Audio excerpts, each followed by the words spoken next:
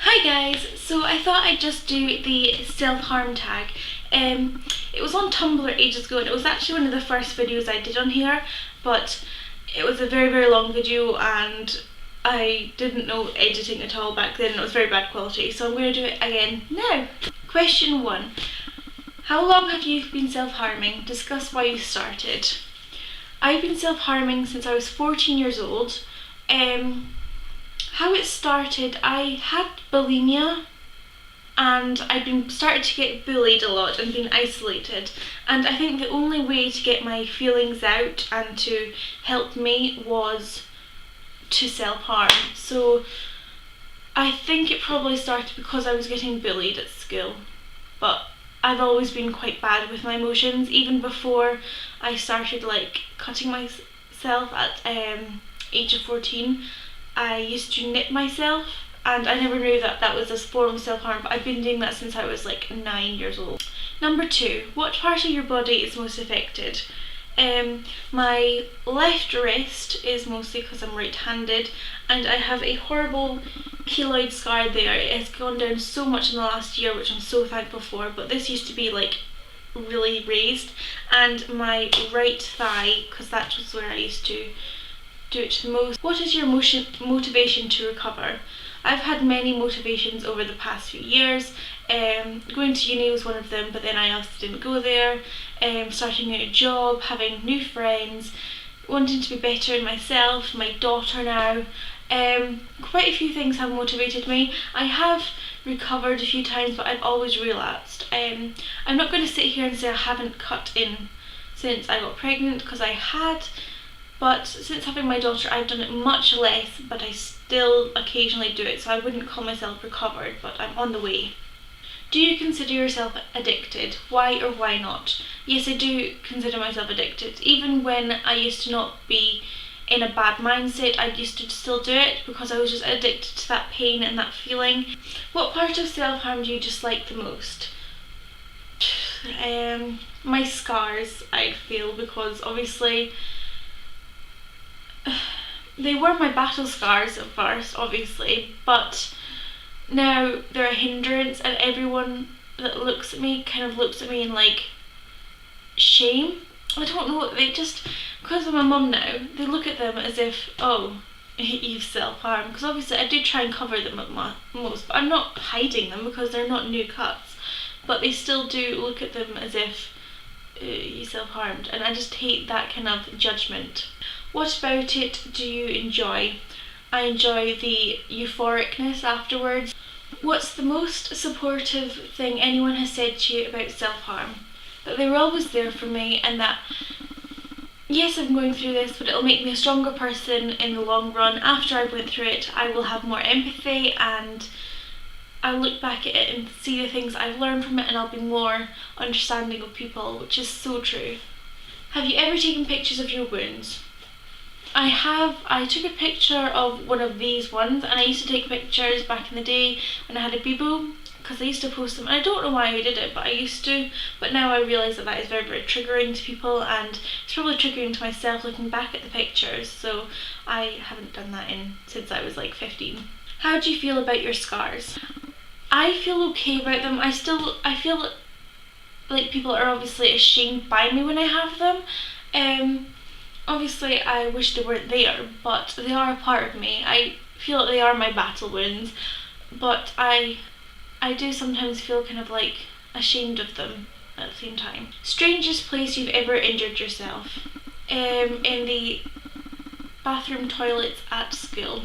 Where do you keep your tools?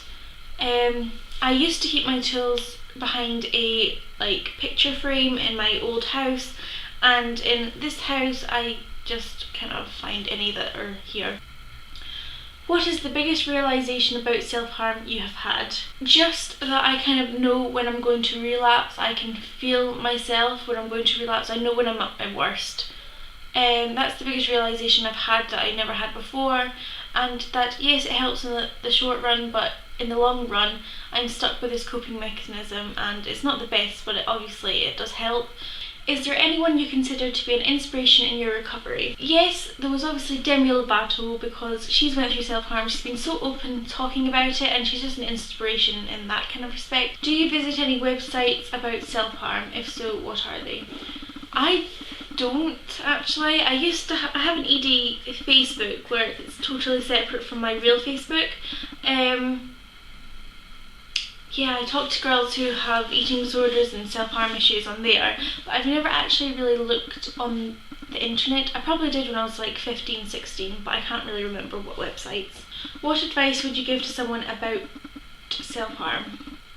Well, if they haven't started, don't start. It is a very addictive thing. If you can think, oh, I'll just do a few cuts, it'll help. It won't help. It will help at the moment, but later on you'll need to do more and more self-harm to compensate for the feeling that you got the first time, and it's just a messy road to go down. If you have already started, I'd say seek help as soon as. Get a diary, write in that, and it really does help. Just try and seek help, talk to people, don't be isolated, and just try and get yourself help. Do you know anyone else who self-injures? Yes, I do. I know a lot of people on that ED Facebook, and a lot of people on that have become real life friends, and they self-harm. So I know a lot of people, and I know 2 or 3 people in high school as well that did it too. What is the most vivid memory you have of self-harm? The day that my mum had obviously found my razors and she'd hid them, and I didn't have anything, and I was feeling so trapped in my mind and I needed to do something, and I ended up getting a Coke can and splitting it open just to get a sharp edge and cutting myself that way. It wasn't a deep cut at all, but that was a realisation that I needed help, and I was in this self-harm bubble and I needed help. Have you ever tried to stop in the past? What are you doing differently this time? I have tried many times in the past to stop. I went to counsellors, therapists, talked to people, everything. This time, I think you need to want to recover, because this time I really do want to recover. I don't want Laura to walk in on her mum cutting herself. I don't want Laura to be like, oh, my mummy's hurting herself. That's a good way to cope. I don't want her to look up to me and think that that's the right thing to do. So I think just having a motivation like my daughter is really helping me. Where do you feel the most calm? It used to be when I was home, I used to go walks up this little farm road, and that was just my kind of calm place, would you say? And I used to just walk up and down that, and that was my place to clear my head. What is your favourite inspirational quote? Turn your wounds into wisdom, which is on my back, and it's just, the basic meaning is anything that has obviously caused you to cause a wound to yourself, try and learn from it and see what you could have done differently, what could change. So everything that you went through, you're turning that into like something good, because you're turning it into like, oh, well, this is making me wiser, it's making you have more empathy, it's making you just wiser in a way. So what are some of your main triggers? Why? Well, obviously just extreme like stress or emotions. That's obviously a very big trigger to me, as of many other people. Anything that kind of reminds me of things that happened in my past. Yeah, I'm not going to talk about that, but something that happened in my past that I'm still definitely not over or have not dealt with. Anything that kind of relates to that kind of does trigger me, but I'm quite good with anything else. Pictures of self-harm don't trigger me, or people talking about it doesn't trigger me, but it used to. Do you know any statistics about self-harm? Not really off the top of my head, but I used to know like all of them, just to like rattle them on to people that will always dissed it. What is something that makes you most happy? Writing, having projects to do, doing little artsy crafty stuff, and just writing in journals, writing stories, writing random gobbledygook, doodling. I just like anything to do with writing, and having like, I know this sounds strange, but like doing like little projects and things like that, that kind of makes me happy. And obviously just seeing my daughter smile and everything like that, but that's not really something I can do when I am triggered. Discuss any and all progress you have made.